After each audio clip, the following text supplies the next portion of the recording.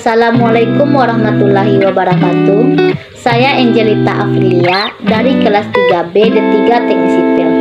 Baiklah, di sini saya akan menjelaskan sedikit mengenai estimasi biaya tahap desain. Teman-teman pasti bertanya, apa sih itu estimasi biaya proyek? Jadi, estimasi biaya proyek merupakan suatu proses penentuan tentang biaya-biaya yang terlibat pada suatu konstruksi untuk setiap proyek yang ada. Adapun tahapan metode-metodenya ada 4. Yang pertama yaitu estimator konseptual. Metode ini berfungsi pada fase skematik di mana fase detailnya belum ada. Yang kedua yaitu estimasi preliminary atau awal. Ini disiapkan oleh arsitek atau engineer, lebih definitif.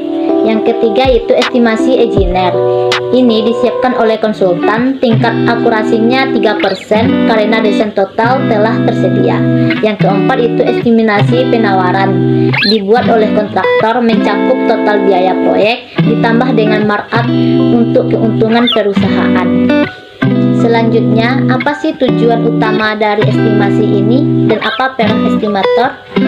Jadi, tujuan utama dari estimasi ini yaitu untuk mengidentifikasikan kebutuhan sumber daya, biaya, dan durasi. Dan biasanya, hasil dari estimasi biaya ini disebut dengan rencana anggaran biaya atau proposal biaya.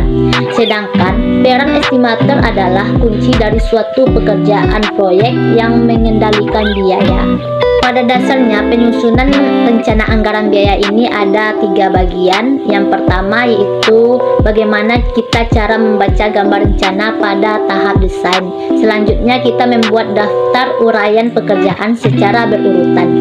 Yang kedua, kita menghitung volume pada tiap-tiap pekerjaan dan membuat harga satuan pekerjaan tersebut.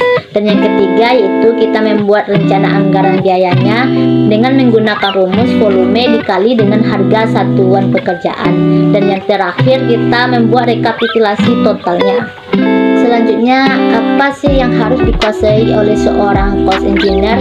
Jadi, seorang cost engineer ini harus memiliki pengetahuan tentang tahap-tahap pembangunan. Kemudian, variabel-variabel apa saja sih yang mempengaruhi estimasi biaya proyek? Variabel-variabel yang mempengaruhinya yaitu yang pertama ada cuaca, kemudian transportasi, kemudian kondisi tanahnya, yang kemudian jumlah tenaga kerjanya, kemudian penyediaan peralatannya, dan keterbatasan subkontraktornya. Kemudian kita harus menyiapkan hal-hal yang perlu dalam mendesain estimasi biaya ini. Yang pertama yaitu kita harus siapkan daftar harga satuan bahannya. Selanjutnya yang kedua kita harus menyiapkan daftar harga satuan upah. Selanjutnya daftar sewa alat. Kemudian kita harus juga mempersiapkan data-data inflasinya, kemudian tabel baja dan daftar besi baja polos dan ulir. Baiklah, itulah penjelasan saya mengenai estimasi biaya tahap desain. Mudah-mudahan apa yang saya sampaikan dapat bermanfaat bagi teman-teman semua.